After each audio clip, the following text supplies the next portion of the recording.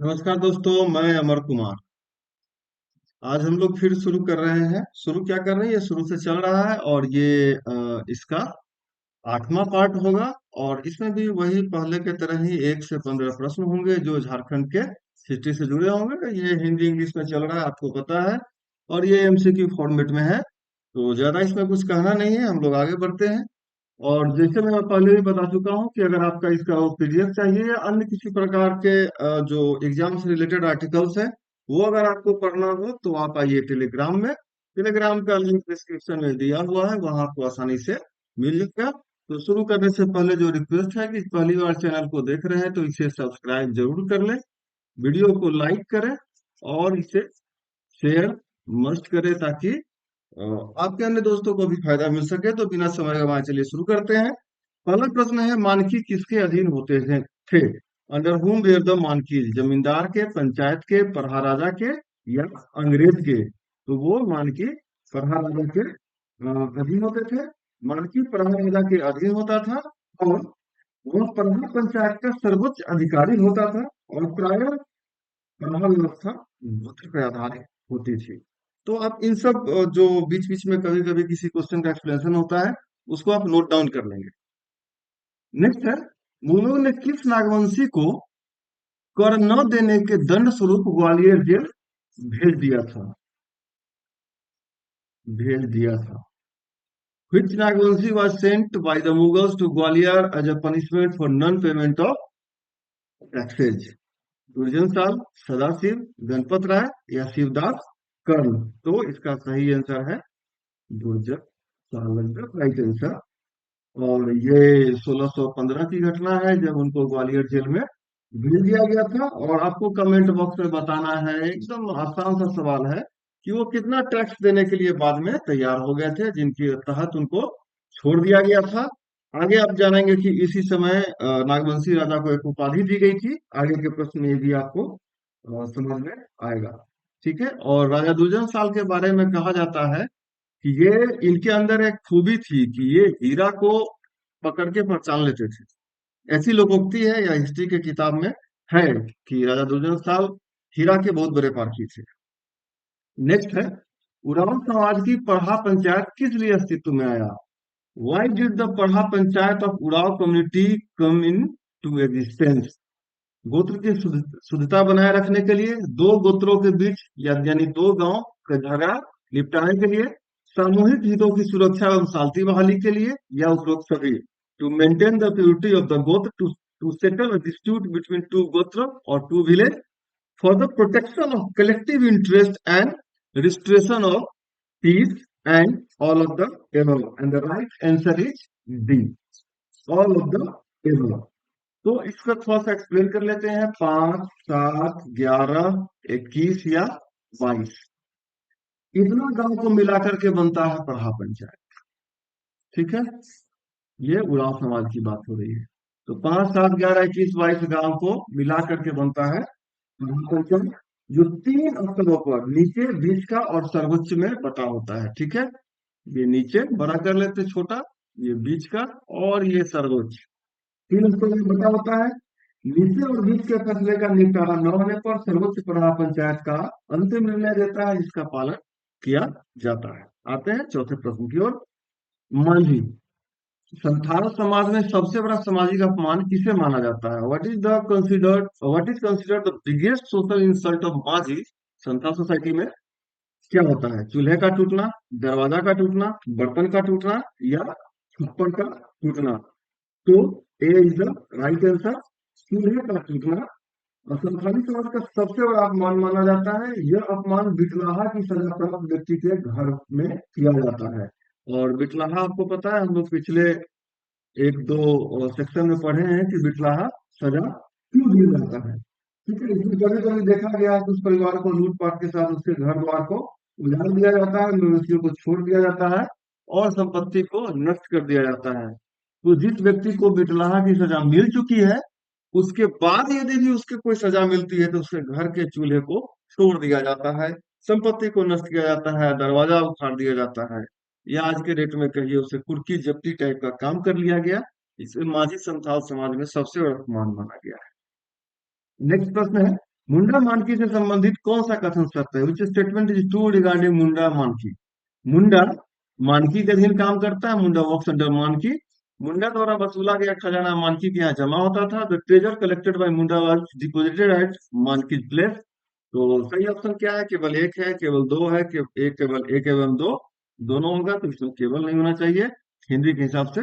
और D option है इनमें से कोई नहीं। तो राइट आंसर है कि कथन दोनों सही है, सी। तो मानकी के संदर्भ में कि 15 से 20 गांव को मिला करके एक मानकी का पद होता था। मुंडा गांव का प्रधान होता है और 5 से 10 गांवों का एक पीर। पीर का मतलब आपको हम पहले बता चुके हैं। पीर का मतलब यहाँ पे हो जाता है पंचायत। तो 5 से 10 गांवों का एक पीर पंचायत पारंपरिक रूप से माना जाता है। मानकी की बैठक में सभी मुंडा तथा डाकुआ बैठते हैं। डाकुआ, डाकू नहीं, डाकुआ बैठते हैं और सभी आने वाले मामलों पर सबकी सहमति से मान की अंतिम फैसला देता है और ये सभी को माना जाता है। ढोकलो सोहोर खरिया का कार्यकाल क्या होता है? टेन्योर ऑफ ढोकलो सोहोर इन खरिया ट्राइब।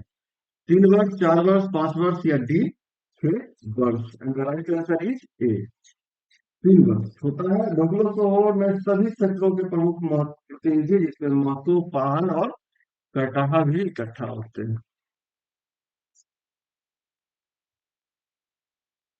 कटाहा। तो राइट आंसर इसका ए, 3 साल।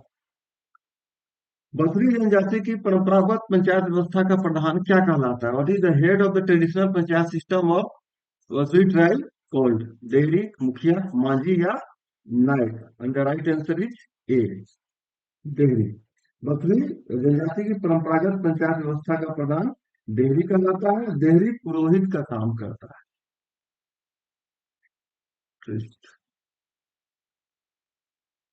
इससे काम करता है।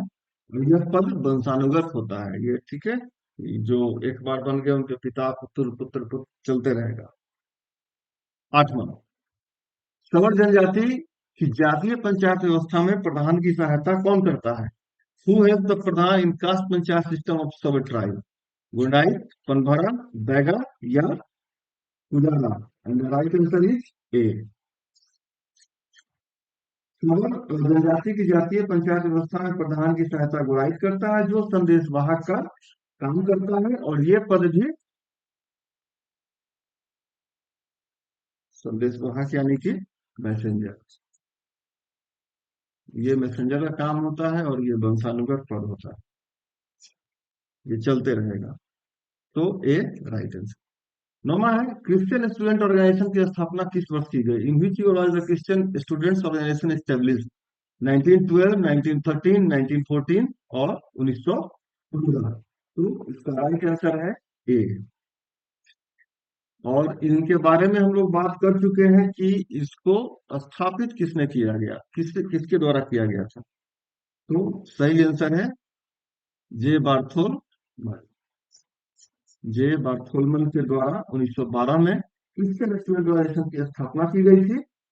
और जब ये पूछा जाता है क्रिश्चियन स्टूडेंट ऑर्गेनाइजेशन की स्थापना कहाँ की गई थी, तो वो था ढाका, क्योंकि ढाका विद्यार्थी परिषद, ढाका विद्यार्थी परिषद इसकी एक शाखा रांची में थी और जे बार्थोलमन जी उसके संचालक थे, ढाका विद्यार्थी परिषद का। और इन्हें झारखंड आंदोलन के जन्मदाता के रूप में माना जाता है, क्योंकि ये बात 1912 की हो रही है, तो ये झारखंड आंदोलन का जन्मदाता इनको माना जाता है। 10वां क्वेश्चन, रुकदेव एवं कोंता मुंडा के नेतृत्व में पहला कोल विद्रोह किस वर्ष हुआ था? In which year did the first Kol revolt take place under the leadership of Rukdev and Konta Munda? In the year is options 1768, 1820, 1831 and 1928, and the right answer is B, 1819 में। ये एक्चुअली ईयर 1819-20 लिखा जाता है। तो रुद्रदेव और कोंता मुंडा के नेतृत्व में पहला कौन विद्रोह हुआ था? यह विद्रोह तमार के मुंडाओं में असंतोष होने के कारण हुआ था। तमार फिलहाल रांची जिला के अंदर में आता है शायद। आते हैं 11वें प्रश्न पे। जतरा भगत झारखंड के किस आंदोलन के जनक थे? Jatra Bhagat was the father of which movement of the Jharkhand? तो पहले मैं बता दूं कि ये जो आंदोलन और मूवमेंट संबंधित भी एमसीक्यू आपके पास आएगा, क्योंकि ये भी हिस्ट्री का ही एक पार्ट है, तो ये निश्चित तौर पे आएगा। आप चैनल के साथ जुड़े रहिए।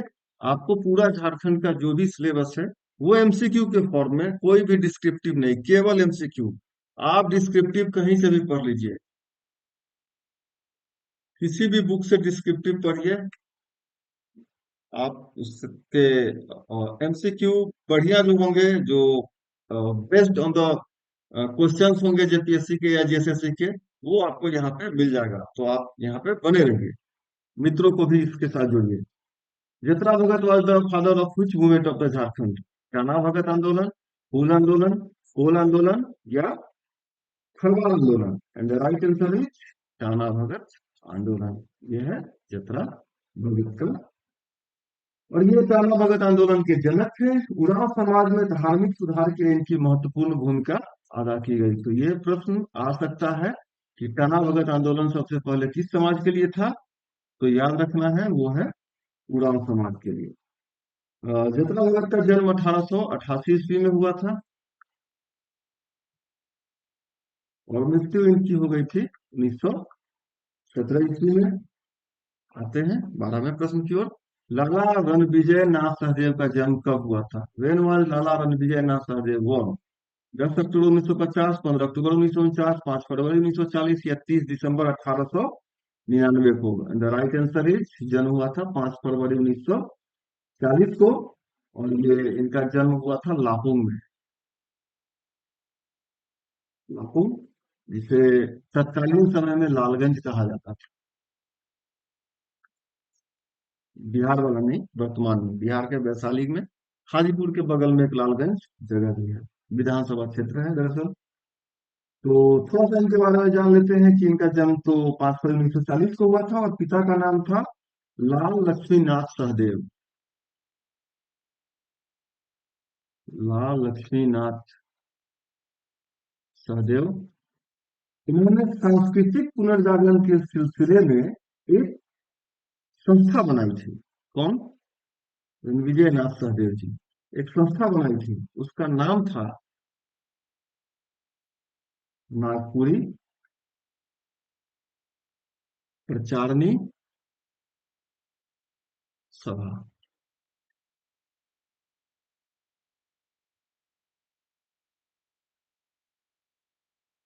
ठीक है, नागपुरी प्रचारणी सभा का गठन किया था। तो सी इज द राइट आंसर। इनका जन्म यहाँ हुआ था 5 फरवरी 1940 को। 13वां प्रश्न है, निर्मल महतो का जन्म कब हुआ था? When was Nirmal Mahato born? 10 October 1950, 25 दिसंबर 1950, 25 अक्टूबर 1959 या 30 दिसंबर 1899 को? तो निर्मल महतो का जन्म उलियान, जगह का नाम याद रखना है, कहाँ पे है? कदमा, कदमा। और ये है जमशेदपुर, जैसा शॉर्ट फॉर्म में।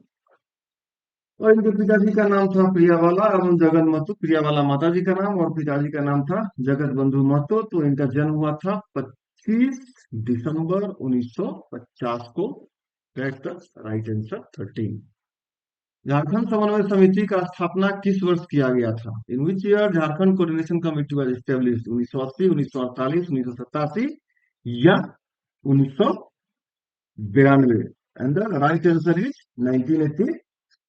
झारखंड के आंदोलन में थोड़ा सा मैं बता देता हूँ कि झारखंड आंदोलन में लगे विभिन्न दलों के समन्वय के स्थापित करने के उद्देश्य से झारखंड कोऑर्डिनेशन कमेटी, क्योंकि झारखंड अलग राज्य होना चाहिए, इसके लिए बहुत सारे क्रिश्चियन सोसाइटी नागपुरी जो भी पिछली 12वीं जस्ट हम लोग पढ़े हैं कि कहाँ पे नागपुरी प्रचारणी सभा, ये भी अंत अंत तक आ गई थी, यहाँ तक कि छोटा नागपुर उन्नति समाज, ये सारे लोग झारखंड बने इसके लिए कार्य कर रहे थे। तो इन सारे पार्टियों को मिलाकर के बनाया गया था झारखंड समन्वय समिति, Jharkhand coordination committee in the year 1987। और इसका जो पहला सम्मेलन था वो रामगढ़ में हुआ था। रामगढ़ में हुआ था। और डॉक्टर विशेश्वर प्रसाद केसरी इसके संयोजक बनाए गए थे, जिसका हम जिनको प्यार से हम लोग शॉर्ट फॉर्म में बीपी केसरी के नाम से जानते हैं। तो ये झारखंड समन्वय समिति के संस्थापक संयोजक थे। आते हैं 15वें प्रश्न की ओर से। पहले एक ट्वीट जो आपसे मैं हमेशा करता हूं कि चैनल पे पहली बार है तो वीडियो चैनल को सब्सक्राइब करें, वीडियो को लाइक करें और इसे शेयर जरूर करें अपने दोस्तों के साथ, ग्रुप के साथ, ताकि उनको भी फायदा हो सके। और 15वां प्रश्न है कि झारखंड मुक्ति मोर्चा के संस्थापक अध्यक्ष कौन थे, was the founder president of Jharkhand Mukti Morcha. मुझे नहीं लग रहा है कि इसका आंसर मुझे बताना चाहिए, ठीक है। मुझे लगता है कि शायद इसका आंसर मुझे नहीं बताना चाहिए। आप मुझे इसे कमेंट बॉक्स में आके बताइए कि झारखंड मुक्ति मोर्चा के संस्थापक अध्यक्ष कौन थे, वॉज द फाउंडर प्रेसिडेंट। थोड़ा सा डिटेल में केवल बता देता हूं कि 4 फरवरी 1973 को शिवाजी समाज के एक व्यक्ति थे। शिवाजी समाज एक फाउंडेशन थी, इसके अध्यक्ष और सोनेत संथाल समाज, सोनेत संथाल समाज, ठीक है। शिवाजी समाज के कौन थे और सोनेत समाज संथाल समाज के जो हेड थे, नाम मैं नहीं लूंगा, नहीं तो आंसर आ जाएगा कि इसका आंसर कौन था। इस दोनों में से किसी का नाम लेने से आंसर ही आ जाएगा। इस दोनों समाज के हेड या चेयरपर्सन आपस में मिलकर झारखंड मुक्ति मोर्चा, यानी जिसे हम जेएमएम कहते हैं, उसका गठन किया गया। और फिर डिटेल में फिर कभी इसके ऊपर आएंगे, लेकिन इसका आंसर आप कमेंट में बताइए कि इसका आंसर क्या होगा। तो आज के लिए इतना ही दोस्तों, जुड़े रहने के लिए बहुत बहुत धन्यवाद आपको। वीडियो को शेयर मस्त करें और आने वाले जो भी वीडियोज है उसको आप देखते रहिए। आज के लिए इतना ही है। Thank you.